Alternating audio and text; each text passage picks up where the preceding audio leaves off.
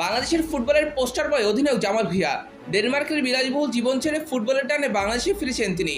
ধীরে ধীরে নিজেকে জাতীয় দলের অবিচ্ছেদ্য অংশ হিসেবে প্রতিষ্ঠা করেছেন জামাল ভুঁইয়া। একই সঙ্গে বেশ কয়েক বছর ধরে বাংলাদেশকে নেতৃত্ব দিচ্ছেন তিনি। জামাল ভুঁইয়াকে ছাড়া জাতীয় দল কল্পনা করা যায় না, কিন্তু চলতি মৌসুমের দ্বিতীয় লেগে ঢাকা আবাহনীতে যোগ দিলেও নিয়মিত খেলার সুযোগ পাননি তিনি। জাতীয় দলের অবিচ্ছেদ্য অংশ হলো কেন আবাহনীতে খেলার সুযোগ পাচ্ছে না জামাল? মৌসুমের শেষের দিকে এসে সেই প্রশ্নের চাঞ্চল্যকর উত্তর উঠে এসেছে।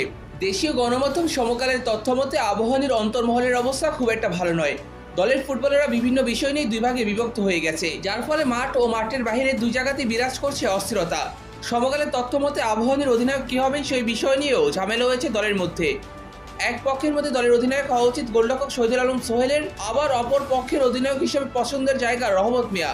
পরবর্তীতে টিম ম্যানেজমেন্ট নিয়মিত অধিনায়কের দায়িত্ব দেন রহমত মিয়াকে। সে বিষয় নিয়ে অসন্তোষ অনেক ফুটবলার ও কর্মকর্তারা। এছাড়া বিদেশি ফুটবলার দলে ভিড়ানো সংক্রান্ত বিষয় নিয়েও দুই পক্ষের মধ্যে মনোমালিন্যের বিষয় উঠে এসেছে সেই প্রতিবেদনে। গত কয়েক মৌসুম ধরেই নিজেদের হারিয়ে খুঁজতে থাকা আকাশী নীলদের ব্যর্থতার সবচেয়ে বড় কারণ তাদের টিম ম্যানেজমেন্ট। দলের কর্মকর্তা ও ফুটবলারদের মধ্যে নেই বন্ধুত্বপূর্ণ সম্পর্ক। সবাই যেন নিজের স্বার্থ হাসিলে ব্যস্ত। ক্লাবের সফলতা পাওয়ার জন্য একজোট হয়ে কাজ করার মানসিকতা নেই কারো মাঝে। এই মৌসুমের শুরুতেই দলের সাফল্যের জন্য বেশ কিছু পরিবর্তন এনেছিলেন ঊর্ধ্বতন কর্মকর্তারা। এর মাঝে তাদের নেওয়া সবচেয়ে বড় সিদ্ধান্ত ছিল দীর্ঘদিন যাবৎ আবাহনীর ম্যানেজারের দায়িত্বে থাকা সত্যজিৎ দাস রূপুকে বরখাস্ত করা।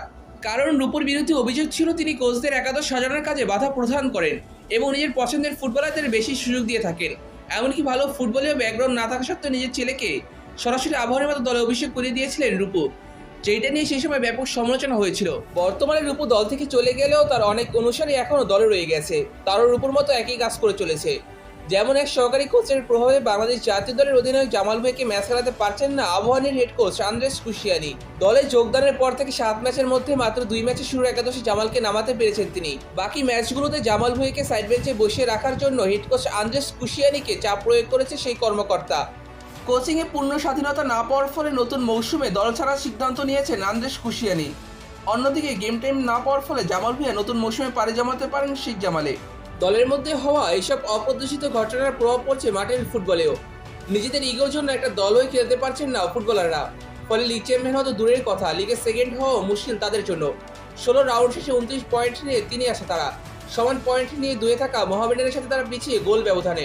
জন্মলগ্ন থেকে আবাহনীর সঙ্গে জড়িত ক্লাবটির অন্তঃপ্রাণ শেখ আশরাফ আলী দলের এমন ভরাডুবিতে কিছু বুঝে উঠতে পারছেন না। ফুটবলার থেকে শুরু করে সবার মধ্যে দলের জন্য আগের মতো সেই নিবেদন ও ভালোবাসা নেই বলে মনে করছেন তিনি।